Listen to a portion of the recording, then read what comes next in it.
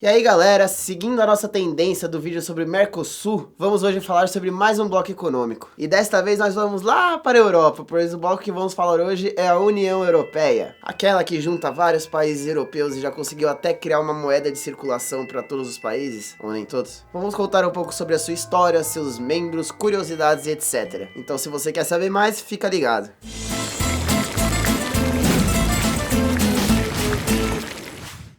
A criação da União Europeia foi algo que passou por diversas etapas, ou seja, não nasceu de uma determinada data, como foi o caso do Mercosul. Mas se nós queremos falar sobre o nascimento desse bloco europeu, precisamos falar de um cara, Robert Schuman, que era o ministro francês das Relações Exteriores no ano de 1950. Antes de qualquer coisa, é importante você entender que Schuman foi um cara que teve 3 nacionalidades ao longo da vida. Ele foi francês, alemão e luxemburguês. Então, tipo assim, ele tava ligado como é que rolava as paradas nos 3 países e quais suas distinções. Bom, a Segunda Guerra Mundial meio que arruinou a Europa e com seu fim destruiu-se principalmente a Alemanha. A Alemanha foi responsabilizada pela política expansionista adotada por Hitler. E com o fim da Segunda Guerra, ela foi ocupada pelos aliados e dividida em 4 regiões. E bom, depois de toda a treta que rolou ali, digamos que estava meio difícil a galera se dar bem lá na Europa. E é aí que entra Robert Schuman, pois foi ele quem defendeu arduamente a criação da Alemanha Ocidental, juntando 3 das 4 regiões em que a Alemanha foi dividida. No caso, as regiões ocupadas e controladas por democracias ocidentais.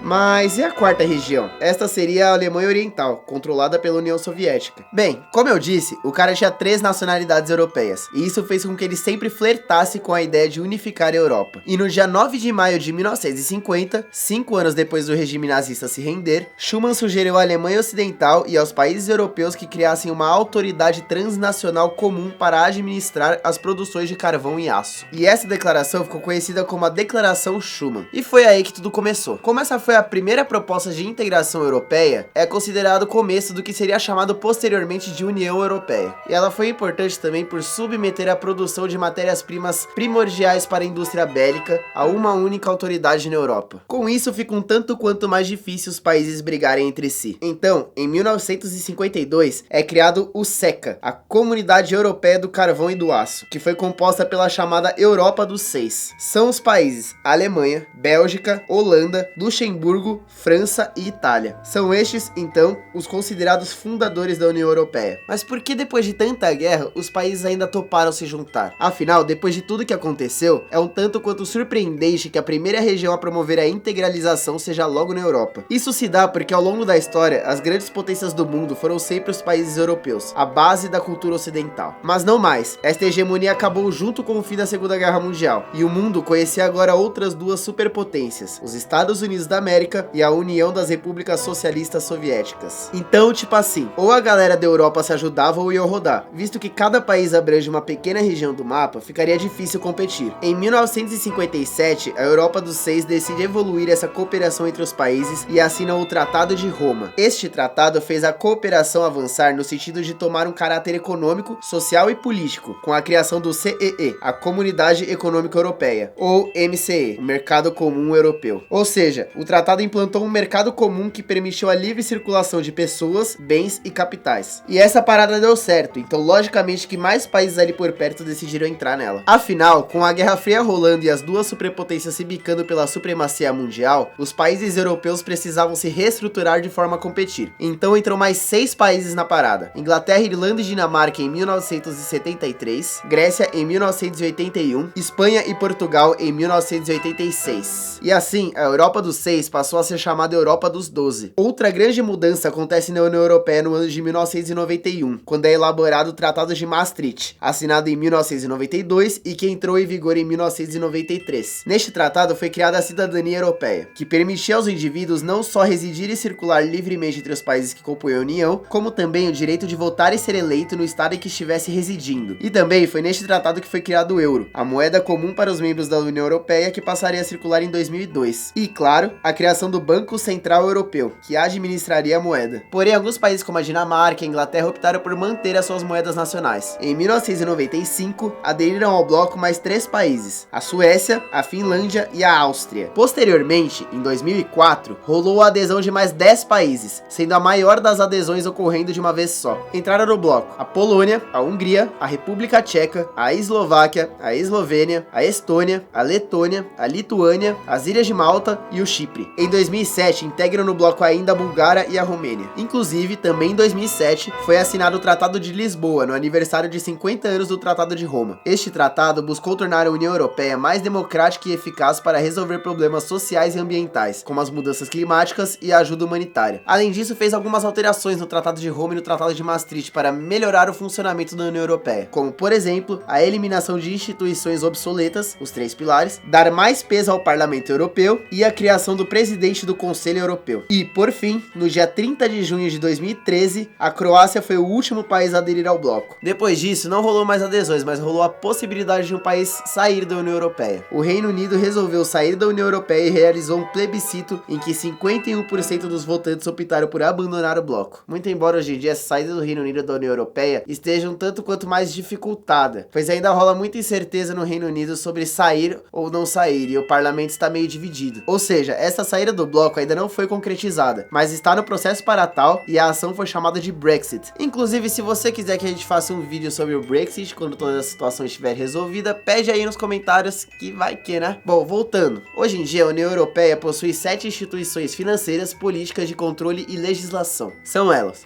o Parlamento Europeu, o Conselho da União Europeia, a Comissão Europeia, o Conselho Europeu, o Banco Central Europeu, o Tribunal de Justiça da União Europeia e o Tribunal de Contas Europeu. A União Europeia não foi boa apenas para os países europeus, mas também faz sua parte para com o meio ambiente. É o bloco com as políticas ambientais mais progressistas do mundo, com foco principalmente nas mudanças climáticas. Afinal, alguém tem que acreditar nisso e agir quanto a isso, visto que presidentes de outras nações temam em afirmar que tudo isso é infundado. A União Europeia foi, inclusive, louvada com o Prêmio Nobel da Paz em 2012 por sua dedicação à causa. E agora vamos a algumas curiosidades sobre a União Europeia. O Dia da Europa é comemorado em 9 de maio, e justamente por ter sido o dia em que foi feita a Declaração de Schuman. Dos 28 países que fazem parte da União Europeia, 26 apresentam um índice de desenvolvimento humano classificado como muito alto, ou seja, acima de 0,800. Os 2 países restantes ainda apresentam um índice alto, acima de 0,700, que são a Bulgária e a Romênia. O Brasil, no ranking do IDH, está atrás de todos os países membros da União Europeia,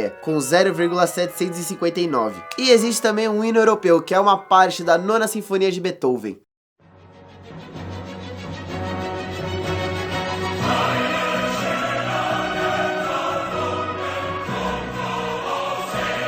Por fim, diretamente do site oficial da União Europeia, vou citar aqui quais são os valores e objetivos do bloco. Os objetivos da União Europeia são: promover a paz, os seus valores e o bem-estar dos seus cidadãos, garantir a liberdade, a segurança e a justiça sem fronteiras internas, favorecer o desenvolvimento sustentável, assente num crescimento econômico equilibrado e na estabilidade dos preços, uma economia de mercado altamente competitiva, com pleno emprego e progresso social e a proteção do ambiente, lutar contra a exclusão social e a discriminação, promover o progresso científico e tecnológico, reforçar a coesão econômica, social e territorial e a solidariedade entre os países da União Europeia, respeitar a grande diversidade cultural e linguística da União Europeia, estabelecer uma união econômica e monetária cuja moeda é o euro. Os valores da União Europeia são comuns aos países que a compõem, numa sociedade que prevalece a inclusão, a tolerância, a justiça, a solidariedade e a não discriminação. Estes valores são parte integrante do modo de vida europeu. A dignidade do ser humano é inviolável, deve ser respeitada e protegida, constituindo a base de todos os direitos fundamentais. A liberdade de circulação confere aos cidadãos europeus o direito de viajarem e residirem onde quiserem no território da União. As liberdades individuais, como o respeito pela vida privada, a liberdade de pensamento, de religião, de reunião, de expressão e de informação, são consagradas na Carta dos Direitos Fundamentais da União Europeia. O funcionamento da União assenta na democracia representativa. Ser cidadão europeu também confere direitos políticos. Todos os cidadãos europeus adultos têm o direito de se apresentar como candidatos e de votar nas eleições para o Parlamento Europeu. Os cidadãos europeus têm o direito de se apresentar como candidatos e de votar no seu país de residência ou no seu país de origem. A igualdade implica que todos os cidadãos têm os mesmos direitos perante a lei. O princípio da igualdade entre homens e mulheres está subjacente a todas as políticas europeias e é a base da integração europeia, aplicando-se em todas as áreas. O princípio da remuneração igual para seu trabalho foi consagrado no tratado em 1957. Apesar de continuarem a existir desigualdades, a União Europeia Europeia realizou progressos significativos. A União Europeia assenta no Estado de Direito. Tudo que a União Europeia faz assenta em tratados acordados voluntária e democraticamente pelos países que a constituem. O direito e a justiça são garantidos por um poder judicial independente. Os países da União Europeia conferiram competência jurisdicional ao Tribunal de Justiça da União Europeia, cujos acordos devem ser respeitados por todos. Os direitos humanos são protegidos pela Carta dos Direitos Fundamentais da União Europeia, que proíbe a discriminação em razão, designadamente, do sexo, origem étnica ou racial, religião ou convicções, deficiência, idade ou orientação sexual e consagra o direito à proteção dos dados pessoais e o direito ao acesso à justiça. Interessante, não? Então é isso aí, galera. Espero que vocês tenham gostado desse vídeo sobre a União Europeia. Eu, pessoalmente, achei muito interessante. Se você gostou, deixe seu like aí pra gente, que ajuda muito. Se você tem alguma sugestão, alguma reclamação, alguma coisa que você queira falar pra gente, mande aqui nos comentários. Se você quiser nos mandar um e-mail, é só você mandar para revisão@canalrevisão.com.br. Siga-nos também nas nossas redes sociais. Nós estamos presentes no Facebook, no Twitter, no Instagram. É só você pesquisar lá Canal Revisão que você vai achar a gente, e é muito importante pra nós conseguir mais seguidores nessas plataformas. E se você quiser dar uma ajudinha financeira para que o canal continue rolando de maneira gratuita, acesse o apoia.se/canal Revisão, que é o nosso crowdfunding, e faz uma doaçãozinha lá pra gente. A gente ia agradecer demais, é muito importante pra nós. Valeu!